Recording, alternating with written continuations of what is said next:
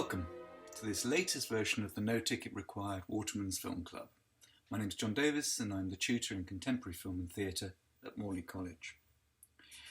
What an interesting choice you've made this time. Fruitvale Station, released in 2013, was a critical success, but had a limited box office release in the UK, so it's good to be able to catch up with it. And it's interesting for two big reasons. Firstly, it was the first feature of the talented Ryan Coogler, who's become Hollywood gold with Black Panther. And secondly, because it highlighted the issues that have made Black Lives Matter a political force in the US and the world. Some say that to be creative you should start by talking about what you know, and Coogler, as the black child of the San Francisco Bay Area, was affected by the story that he tells in the film. Fruitvale Station reconstructs real events that happened on New Year's Day 2009 when a policeman shot dead Oscar Grant III. The officer was subsequently found guilty of involuntary manslaughter. And the death led to demonstrations and civil unrest.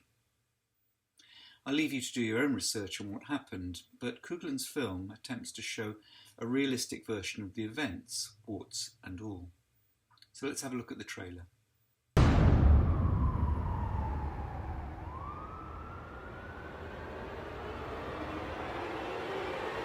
5, 4, 3, 2, 1. Shots fired at Fruitvale. We're just trying to get home. What is going on? Next stop, Fruitvale Station.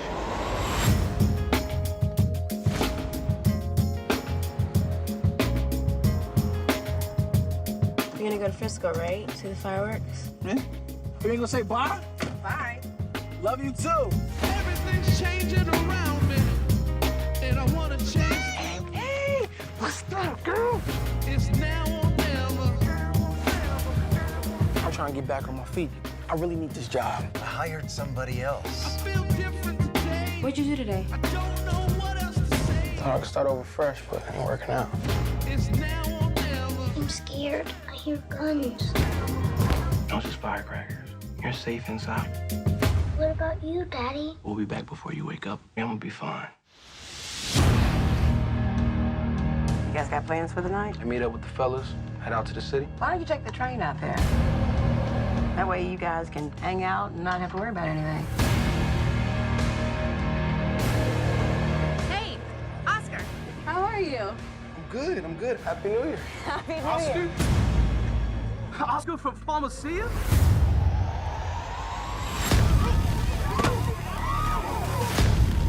Get off the train now! Put that phone in there. What you got? Are you still on the train? We still at Fruitvale. Why can't you tell me what is going on? What is the problem? What did you do? Oh my God. Good, I'm good. We're gonna be good. It's now or never. It's now or never. Coogler was born in 1986 in Oakland, which is a suburb just north of San Francisco, where his mum was a community organiser and his father a probation officer. He was good at school, but excelled at American football and won scholarships to university. He had thought he was going to become a doctor to, as he said, help make a difference, but one encounter with a teacher at college changed his life forever. She assigned us an assignment, which was tell me about your most emotional experience you've ever had in your life. I want you to write about it in prose and then turn it in. And I wrote about mine. I didn't think much about it. I did it honestly. If I would have been thinking, I probably wouldn't have written about what I wrote about. You know what I mean? But I turned it in, and I was in my dorm room hanging out with a bunch of my football teammates and people from my neighborhood, and I got a call from her on my dorm phone, and she's like, "Hey, what are you doing?" I'm like, "I'm in the dorms," and she's like, "I need you to come down to my office immediately. It's about your assignment." So I'm like, Jesus Christ. So and I'm like, man, why did I write about that? So I kick everybody out of my dorm, like, I gotta go. And then I walk down to her office, and I'm just imagining, like, I got an overactive imagination. I'm imagining, like, opening up the door and it's like the police and and they, you know, and they, I don't even know if college has a dean of discipline, but my high school did. So it's like the dean of discipline at the school, and it's her, and I'm going for this horrible meeting, and I open up the door and I go in, and it's just her, you know. And she's like, sit down. so I go walk over and I sit down across from her like I'm sitting down with Eugene right now, and she's like looking at me, you know, those uncomfortable silences. She's like looking at me, and I'm looking back, you know what I mean? And she says, what do you want to be when you grow up? And I'm like, man, this is terrible. Like, this is gonna be, like, you know. So I tell her I want to be a doctor, you know. And she's like, why? And like where I come from, if you tell somebody you want to be a doctor when you grow up, nobody asks you why. You know what I mean? They're like, great. Like, that's awesome. You know what I mean? And she was like, why? And I was like, nobody ever asked me. So I'm like, why do I want to be a doctor? And then I was like, oh, I'm good at math and science, and I figured you should use that if you're good at it. And what better way to use it than to help people? You know, I figured doctors can make money honestly and help people while you're doing it. Be a good, you know, positive influence on the community. You know, what's wrong with being a doctor? And she was like, And then she grabbed my paper, and she looked at it and she said, well, I read your paper. And it was really visual. You know, while I was reading it, I felt like I was there. And she said, that's actually arguably rarer than being good at math or science. And you should consider being a writer. You know, you can do the same things you're talking about, but maybe even on a bigger level. You should maybe even consider going to Hollywood and writing screenplays, is what she said. So I was completely weirded out at that moment. And I'm like, this lady. What did you think when she told you? I thought she was crazy. Like I didn't even know what a screenplay was, you know what I mean? And I remember looking at her, and she had all these books behind her. Like, she just had this wall of books. And I remember I got ADD, so I remember being like insanely jealous because she had so many books. Mm-hmm. And I'm like, man, I like books, you know, well, I don't have any books, you know? I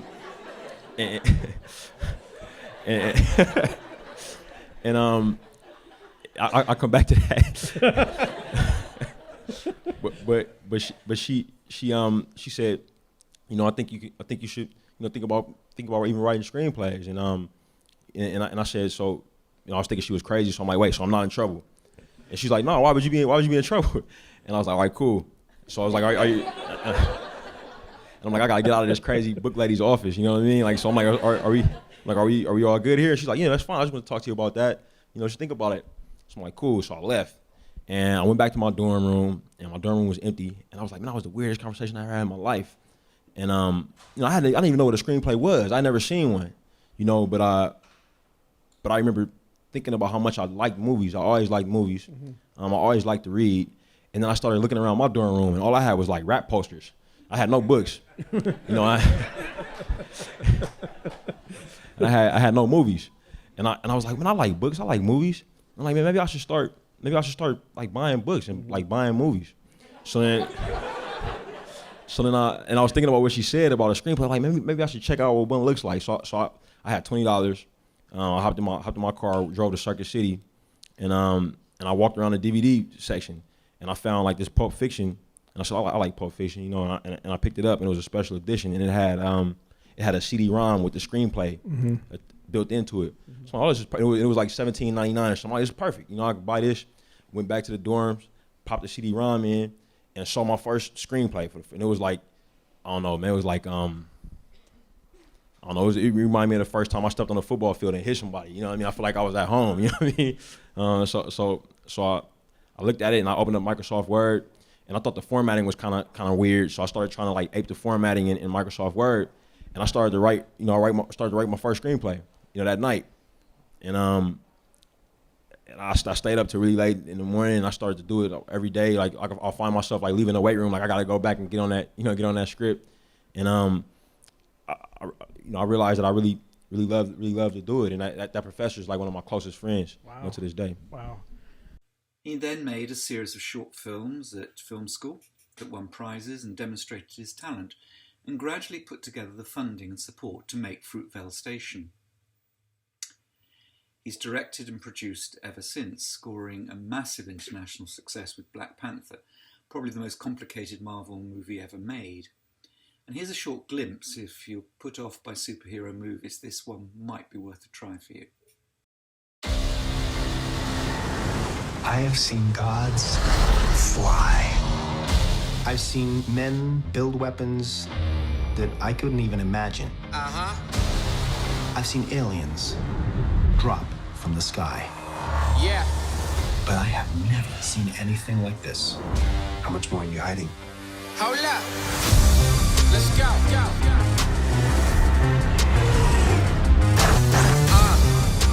We are home.